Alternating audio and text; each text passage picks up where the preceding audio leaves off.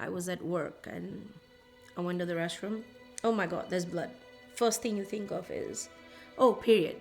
You know, all right, tampon in, back to work. Went to pee with the tampon, still blood. And I'm like, okay, this is coming from the wrong hole. My name is D Master. I have been diagnosed with bladder cancer, first time in 2013 and recurrence in 2017 November. I'm currently NED, 7 years NED.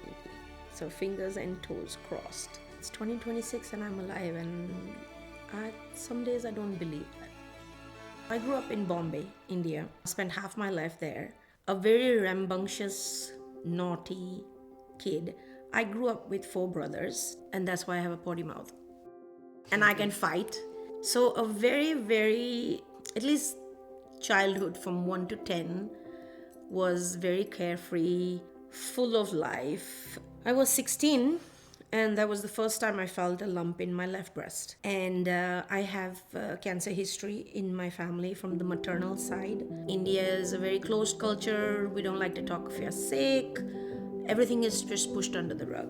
But when I first felt that lump in my breast at 16 was when everything started to panic. It grew to about golf ball size. We took it out. It was benign. But that's where somewhere down the line that my health started to shift.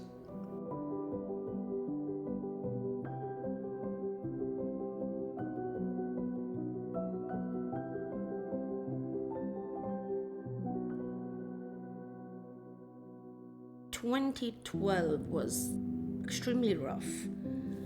That is when, I think that whole year, every time I peed and wiped, my toilet paper was pink. And because I had endometriosis and I had ovarian cysts, and the doctors just kept saying, oh, well, you know, it's your fibroids. All women deal with it. It's probably a UTI. I think every single thing that they could come up with under the sun, it was that, but not cancer.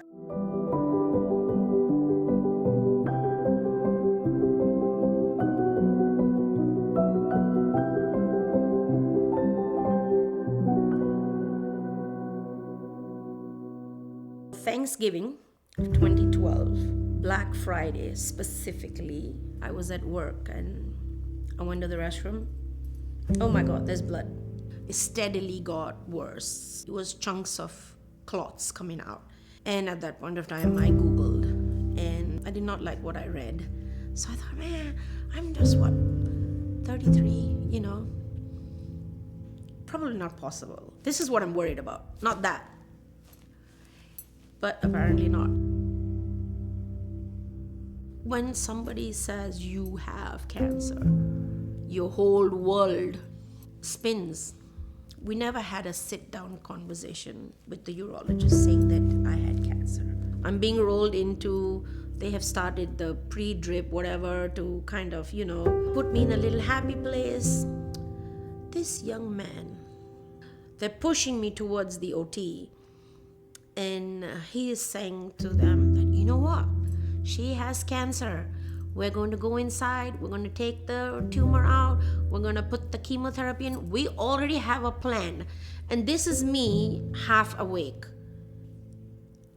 And that is how I found out I have cancer. Now I'm sick. Nobody wants to deal with it. Nobody wants a sick friend. Nobody wants a sick relative or anybody around you.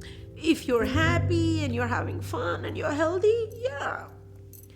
But if you're sick, people just don't want you around.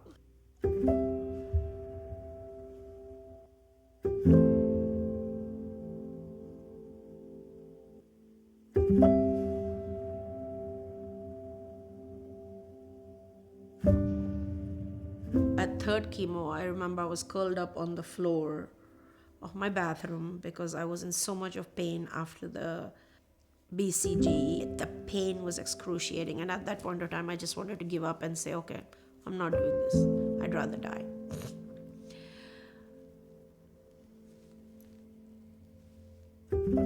Then I realized that I'm not going to die. I'm just going to suffer even more.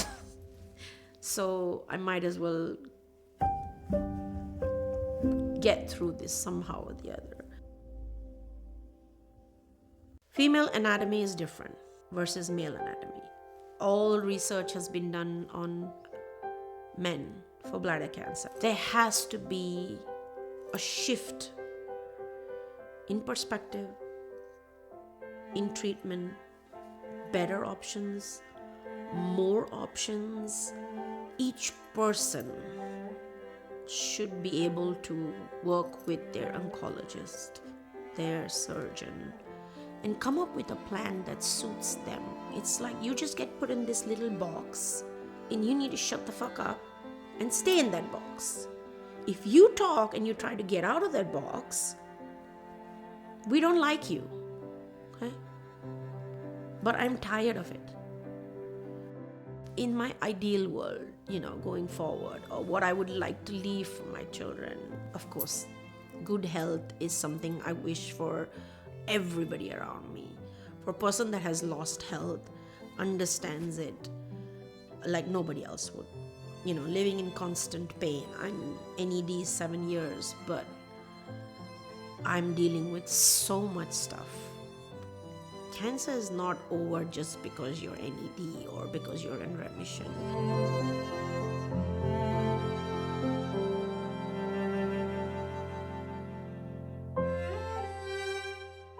And we have spouses, and we have partners, and we have parents, and we have family, brothers, sisters that, cancer's done. You're done. There's no more cancer there.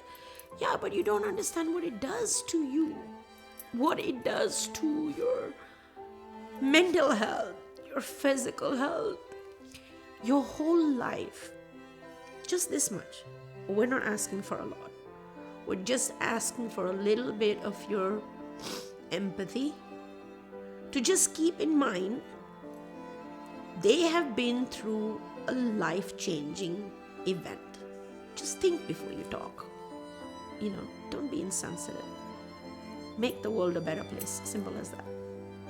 So that your kids, your family can see and feel safe enough to come to you if, God forbid, something happens to them. My name is D Master. This is my life and this is my legacy.